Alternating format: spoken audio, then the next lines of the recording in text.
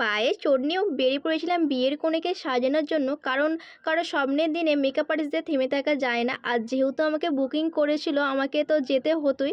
তো আমি একটু হলেও ভয় পেয়েছিলাম যে কিভাবে আমি ক্লায়েন্টের লোকেশনে পৌঁছাবো। কারণ তার আগের দিনে ছিল আমাদের এখানে একটু মস্তি করার দিন। আর সেখানেই আমার সাথে হয়ে গিয়েছিল একটা দুর্ঘটনা। তো দেন আমি ক্লায়েন্টের লোকেশনে পৌঁছে গিয়েছিলাম। আর ক্লায়েন্টের লোকেশনে পৌঁছে গিয়ে আমি আমার প্রোডাক্টগুলো একটু গুছিয়ে নিচ্ছিলাম। আর এখানে যেহেতু ক্লায়েন্ট আসতে দেরি করছিল আমি অপেক্ষা করছিলাম। তো এই ম্যাডাম যে হচ্ছে আমার স্কুলবেলারই ফ্রেন্ড। দেন আমি ওকে জিজ্ঞাসা করে নিয়েছিলাম ও কেমন কী লুক নেবে। ও চেয়েছিল আইটা একটু টানার মধ্যে, আর স্কিন টোনটাও ওকে জেনে নিয়েছিলাম ও কোন স্কিন টোনের ওপর রাখবে।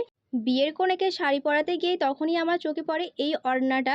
তো তখনই আমি ওকে জিজ্ঞাসা করি এই কালেকশানটা কোন জায়গা থেকে নিয়েছে। ও তখনই বলে যে ও নাকি ওর নিজের হাতে তৈরি করেছে। আর যেহেতু বান্ধবী নিজের হাতে তৈরি করেছে একটু তো ভালো করে দেখতেই হবে। আর ডিজাইনটা সত্যি কথা বলতে খুবই দারুণ ছিল। এখন কিন্তু প্রতিটা মানুষই নিজের বিয়ের দিনটা আরও স্পেশাল করে তুলতে চাইছে। চলো বিয়ের কোণের একবারে ফাইনাল লুকটা তোমাদের সাথে শেয়ার করি। আর ওইখানে কিন্তু লাইটের খুব আপ ডাউন হচ্ছিল। তোমরা আমার যদি ভিডিওটা দেখো ভালো করে তোমরা বুঝতে পারবে যে আমি যে রুমে কাজ করছিলাম জ্যাক পয়েন্টগুলো খারাপ ছিল। যেহেতু লাইটের আপ ডাউন হচ্ছিল তার জন্য আমি ভালো করে ভিডিও ফটো তুলতে পারিনি। তো আমি লাস্টে কয়েকটা ফটো অ্যাড করে দিয়েছি। তোমরা সেটা দেখে জানিও যে লুকটা কেমন হয়েছে এই মিষ্টি বিয়ের কনেকে দেখতে।